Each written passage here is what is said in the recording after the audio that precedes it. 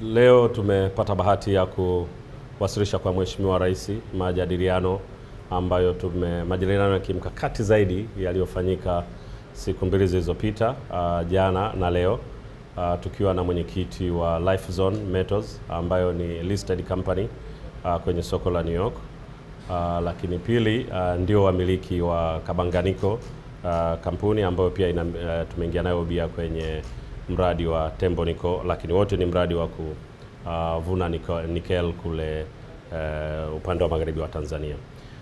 Huu ni mradi mkubwa sana, ni mradi wa kimkakati, na Tanzania tuna bahati kwamba tuna nickel ya kiwango cha juu zaidi ambayo ina thamani kubwa, wanaita nickel sulfide.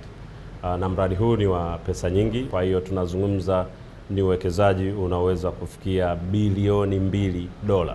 Mradi huu utakuwa na mafanikio au manufaa makubwa sana kwa nchi yetu, kwa sababu katika mradi huu kwa sheria zetu za local content, manake wa supply wengi lazima wawe ni Watanzania, manake watanufaika zaidi.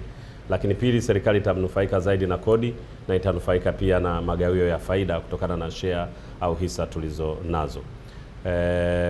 Katika kikao chetu cha jana leo tulikuwa tunajaribu kuangalia njia za kukwamua mradi huu ambao kama nilivyosema ni kampuni ya Marekani ambayo imekuwa katika mradi huu kwa muda mrefu zaidi.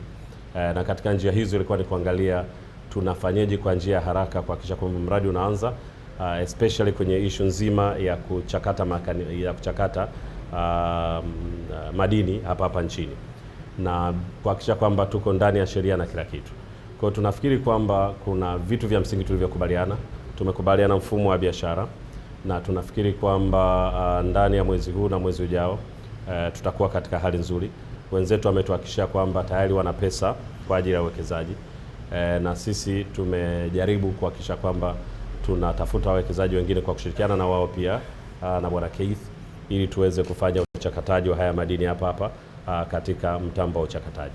Kwa hiyo tunafikiri kama tukikamilisha mazungumzo yetu, basi mradi huu utaonekana ndani ya mwaka huu ukianza, matokeo yake na matunda yake tutayaona, na nafikiri zote hizi ni juhudi za Mheshimiwa Rais kuhakikisha kwamba miradi mikubwa itakayoenda kubadili maisha ya Watanzania, lakini pia itakayotusukuma kwenye dira 2050 inakamilika kwa haraka sana.